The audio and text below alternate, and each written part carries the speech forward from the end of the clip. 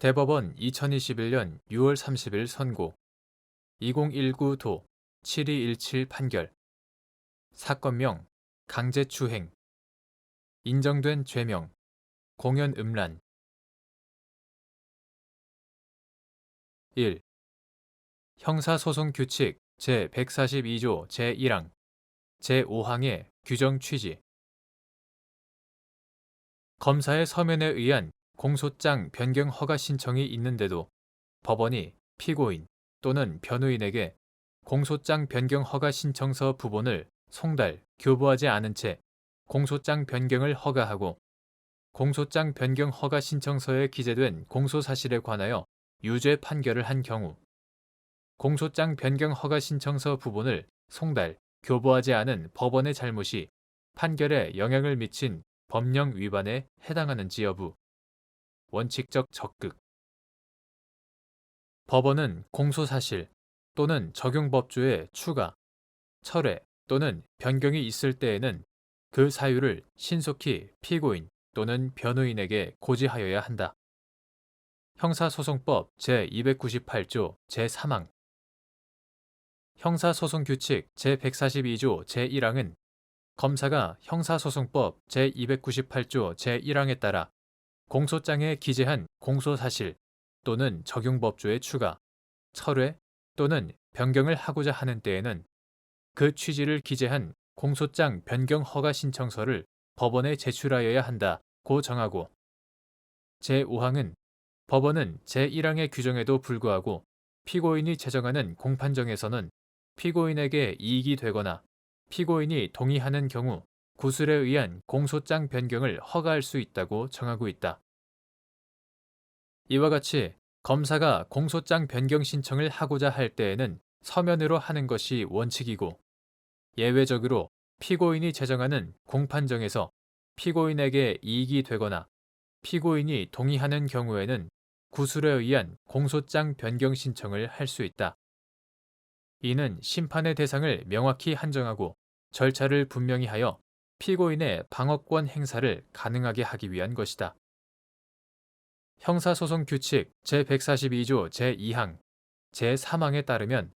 검사가 서면으로 공소장 변경 신청을 하는 경우 피고인의 수에 상응한 부본을 첨부하여야 하고 법원은 그 부본을 피고인 또는 변호인에게 즉시 송달하여야 한다. 위와 같은 공소장 변경 절차에 관한 법규의 내용과 취지에 비추어 보면 검사의 서면에 의한 공소장 변경 허가 신청이 있는데도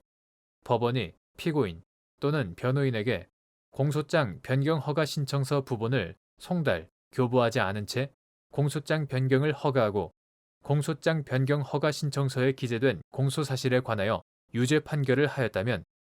공소장 변경 허가 신청서 부본을 송달, 교부하지 않은 법원의 잘못은 판결에 영향을 미친 법령 위반에 해당한다.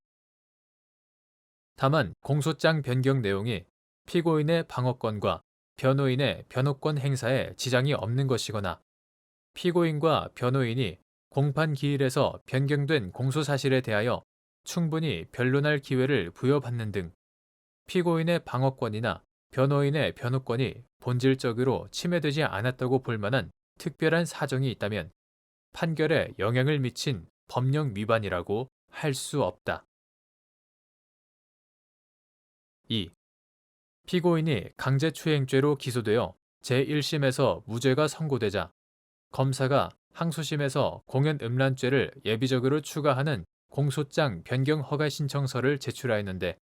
원심이 공소장 변경 허가 신청서 부본을 피고인 또는 변호인에게 송달하거나 교부하지 않은 채 공판 절차를 진행하여 제1심 판결을 파기하고 예비적 공소사실을 유죄로 판단한 사안에서 원심 판결에는 공소장 변경 절차에 관한 법령을 위반하여 판결에 영향을 미친 잘못이 있다고 한 사례. 피고인이 강제추행죄로 기소되어 제1심에서 무죄가 선고되자 검사가 항소심에서 공연음란죄를 예비적으로 추가하는 공소장 변경 허가 신청서를 제출하였는데 원심이 공소장 변경 허가 신청서 부본을 피고인 또는 변호인에게 송달하거나 교부하지 않은 채 공판 절차를 진행하여 기존 공소사실에 대하여 무죄로 판단한 제1심 판결을 파기하고 예비적 공소사실을 유죄로 판단한 사안에서 공연음란죄는 강제추행죄와 비교하여 행위 양태, 보호법익, 죄질과 법 정형 등에서 차이가 있어